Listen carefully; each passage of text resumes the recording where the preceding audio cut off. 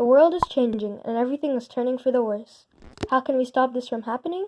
Tiny houses seem to be the way. Our Earth is struggling. We're basically killing it. Global warming is getting the best of us, and we are the cause. Biodiversity also seems to be lacking, and yet we don't seem to have a proper solution. Or so we thought. There are actually many solutions to this problem, from reducing energy use to planting more trees. But what I want to focus on today is tiny houses. Tiny houses have been blowing up on the internet from some cool YouTube channels, which I would highly recommend living big in a tiny house.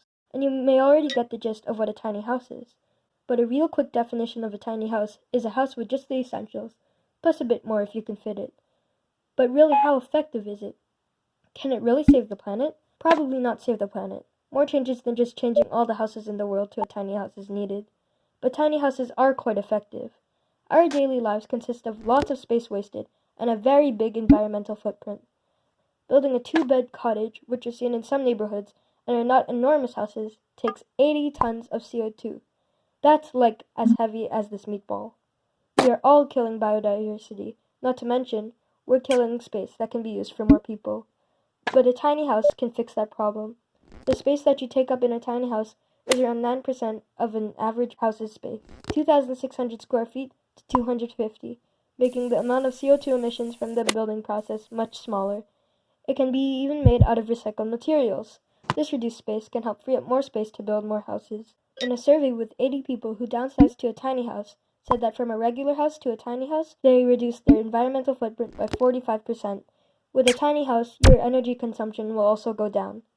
But this tiny house does come with a small cost. Living in a tiny house will force a minimalistic life with fewer things. You can still have a TV, Wi-Fi, etc., but sadly, those shelves, paintings, and decorations might have to go. But for that small cost, you'll have a very small cost. Literally. With houses that can be sub $50,000. This cost is a massive improvement from having to spend an average of 1/3 to 1/2 of your income on your house to barely spending it all. Finally, a tiny house can stop homelessness. Well, almost. Houses at a cheap price point that can be small will help people to get out of this pit of homelessness and be able to own a home. This can help developing countries like the Philippines or Sierra Leone to get people out of homelessness. Overall, why wouldn't you get a tiny house? Buy it or make it. It can help save the earth and people, one tiny roof at a time.